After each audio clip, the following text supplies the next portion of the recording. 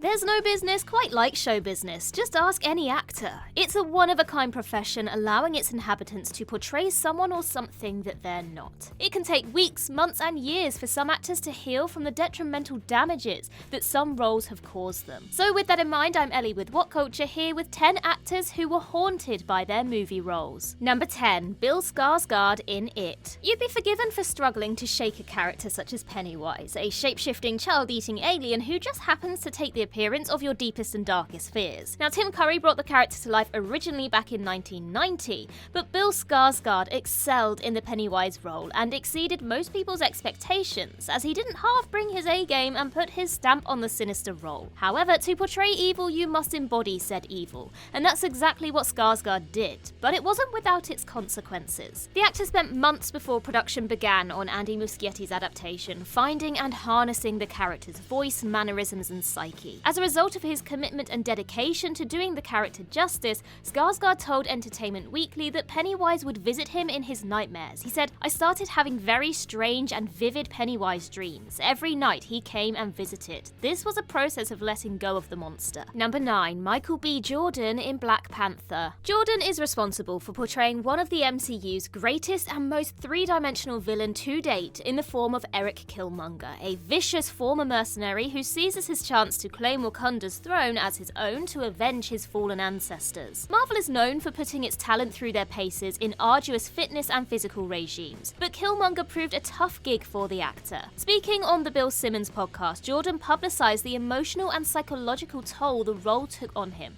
and how he sought the help of a therapist to cope. As once I got finished wrapping the movie, it took me some time to talk through how I was feeling and why I was feeling so sad and like a little bit depressed. Undeniably a tall task, Jordan made sure to knock it out of the park nonetheless. Number 8, Alex Wolff in Hereditary. Hereditary is well and truly a film that will latch onto its viewer and never let go. While it's a harrowing experience for its audience, one can only imagine the emotional exhaustion and fatigue the actors must have felt in both shooting the film and the weeks and months that ensued following its release. And that was certainly the case for Wolff. The actor was merely a teenager during Hereditary's production, which only makes his performance all the more impressive in retrospect. Wolff unquestionably threw himself into the role head first, but the disturbing content he immersed and inhabited himself within wasn't without its sacrifices. When talking to Vice back in 2018, Wolff spoke openly about the distressing flashbacks he had after filming Wrapped, which led to him struggling to sleep as well as experiencing PTSD-related symptoms. As he detailed, "It stuck with me while we were filming, and it stuck with me well after. I don't think you can go through something like this and not have some sort of PTSD afterwards." After all, who could forget that desk scene? Number 7, Lakeith Stanfield in Judas and the Black Messiah. Judas and the Black Messiah is a tale of betrayal and deception, and the film perfectly captures these elements. Although Daniel Kaluuya ruled the roost and garnered his first Academy Award from his second nomination, Stanfield also received recognition from the Academy, albeit not taking home the gold this time. That said, it's easy to see why the 31-year-old's on-screen work was acknowledged, as his portrayal of O'Neill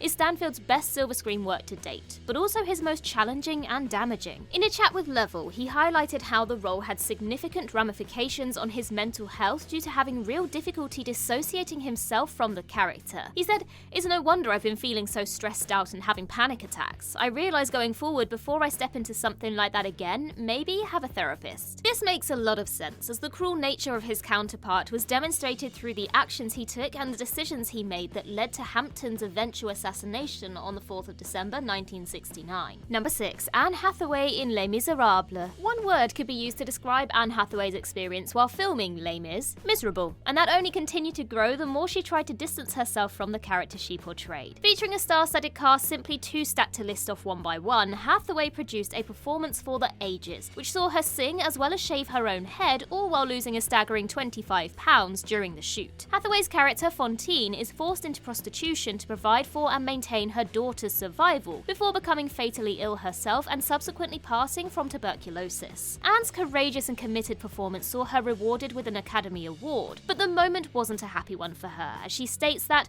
"I felt very uncomfortable. I kind of lost my mind doing that movie and it hadn't come back yet." Although clearly not in the right headspace at the time, hopefully Anne Hathaway looks back at her achievement and realizes she sure did earn it the hard way, and that makes it all the more commendable. Number 5, Janet Leigh in Psycho. Working in and around a medium as disturbing and traumatic as horror is inevitably going to leave a sizable impact on any actor tasked with inhabiting said medium. As such, this sort of thing was especially prevalent back in the 1960s, 70s, and 80s, as actors starring in horror movies often endured looking their monster in the eye, as opposed to staring at a tennis ball on the end of a stick like most actors face today. And with that in mind, Janet Leigh's life forever changed off the back of shooting Psycho, and mainly from just one particular scene. Undoubtedly one of cinema's most iconic and infamous moments, Janet Leigh's Marion Crane is stabbed to death by Anthony Perkins' Norman Bates in the shower. There's no doubt about the long-lasting impact Marion's on-screen murder has had on film since. However, the same should be said for Leigh's life off-screen too. Her character's grisly and slippery demise left Janet with serious side effects that stuck. As such, Leigh's day-to-day life changed as she stated in conversation with the New York Times that "I stopped taking showers and I only take baths. When I'm someplace where I can only take a shower,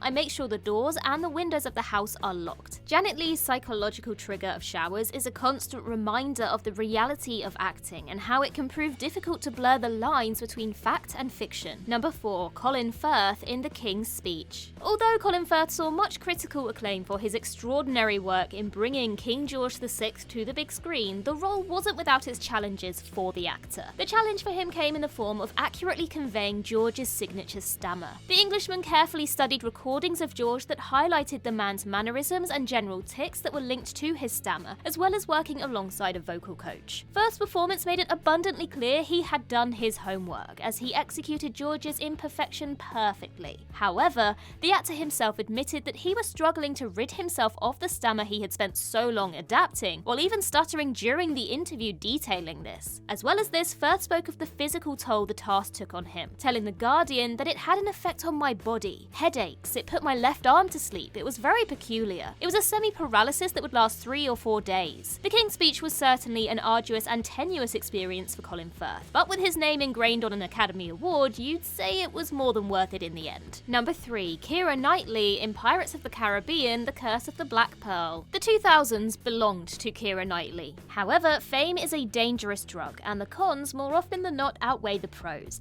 and this is definitely something KEIRA Knightley discovered. Now 38 years old, it begs belief that KEIRA Knightley was only 17 years old when filming Curse of the Black Pearl, considering the scenes she was having to shoot as well as the majority of her co-stars being considerably older than her. Pirates of the Caribbean was undoubtedly the canon that shot her into universal fame and fortune, but it took years of therapy for Knightley to overcome the trauma of the experience. As she once stated, "I found it pretty horrific. You're in some ways still a child. It was traumatic, but it set up the rest of my career." Just 5 years later from her Pirates of the Caribbean debut, Knightley was diagnosed with PTSD and subsequently took a year-long break from acting as she struggled to cope with her newfound notoriety. Although she is now able to take a breather and look back on her career with fond memories, KEIRA Knightley's breakout is a troubling tale depicting the dark side of becoming a celebrity. Number 2. Adrien Brody in The Pianist. The Pianist is a dark, depressing, but equally necessary watch due to its historical accuracy and context. It's also regaled for housing one of the 21st century's greatest acting performances from Adrien Brody. However, it wasn't a role without its challenges and consequences for the actor. In order to find a connection to the calamitous loss his character suffered, the 50-year-old relocated to Europe for the role, which led him to sell his apartment and car, as well as disconnecting and distancing himself from his phone, friends, and family. 15 years on from The Pianist's release,